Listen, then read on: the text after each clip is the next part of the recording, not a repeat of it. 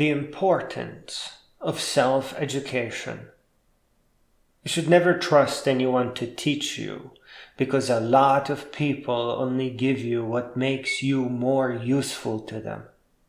Teachers give you just enough for it to feel hard on tests, but it's all mixed up and out of sequence and context. Did you notice how wrong subject divisions are? The words math class should make a school lose its accreditation. You can have a programming class, a Screensaver class, 3D modeling and printing class, procedural 3D modeling class, 2D game programming class, or my favorite, generative art class. All of these classes would actually make you understand mathematics, and you would love it. The day you programmed your first simulation in Relativity class and saw how slow light was, would change you forever, would make you miss those days for as long as you live. The day you put your first pixel in Earth's, or better yet the moon's orbit, would make you stop worrying about poverty and start dreaming about the stars. You would learn to hate memorization so much that you would reject it on principle, always surrounding yourselves with books and manuals.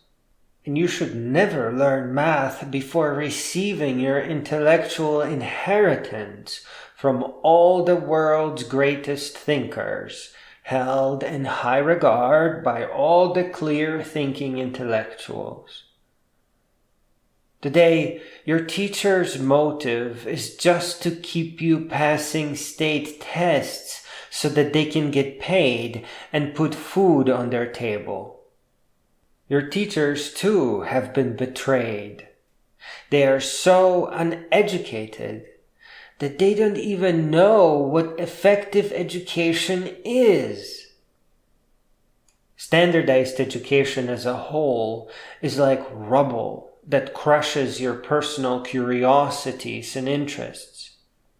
There is so much betrayal in this once beautiful idea of public schools that you need to begin your self-education immediately. And this would be easy if you weren't also stressed out and frightened. The stress and fright, in case you haven't noticed, is the conveyor belt of threats, ridicule, and punishment, which is to say, being threatened to be held back, being laughed at or called stupid, having a low GPA and no prospects for the future, or not getting a worthless diploma and then dying in the streets of hunger. But for all these layers of betrayal and trickery, there are also swaths of lifelong regrets, sometimes mind-shattering. And all of these are rooted in decision-making under the mind-warping sludge of fake or ineffective education. If we had real education, bullying would never lead to tragedy. Police would be called and the bullies and hopefully their parents would be put on the really short bus.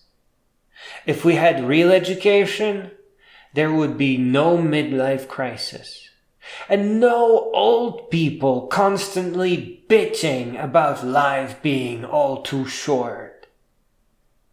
Fake education or ineffective education, or learning useless and disconnected things out of context when you should be learning about life and knowledge and wisdom and greatness, is a betrayal so vile that it can only be perpetrated by people who have no real education, who just don't know what they are doing. No one could handle the evil that is tricking you into ineffective education. Had your teachers known or could understand, they would all beg you for forgiveness. You can't even make accusations to start your journey. All you can do is to begin your self-education immediately, right now. Start at the library so that you don't have to pay for what is already yours. No one should tell you which books to read, but I'll break the rule to get you started with some pleasant titles. Start with Giants of Philosophy, narrated by Charlton Heston, and when you are ready for more philosophy, listen to Story of Philosophy by Will Durant. For natural philosophy, or science, listen to A Short History of Nearly Everything by Bill Bryson, and then Death by Black Hole and Other Cosmic Quandaries by Neil deGrasse Tyson, and maybe Demon Haunted World by Carl Sagan. And if you like adventure, or just need to really decompress, listen to A Walk in the Woods by Bill Bryson, and maybe consider walking the AT yourself. Like Mr. Sagan says, we are a young civilization. But know this, and without a doubt, our growing up demands real and effective education. Make no mistake, in the absence of teachers, you must become a teacher.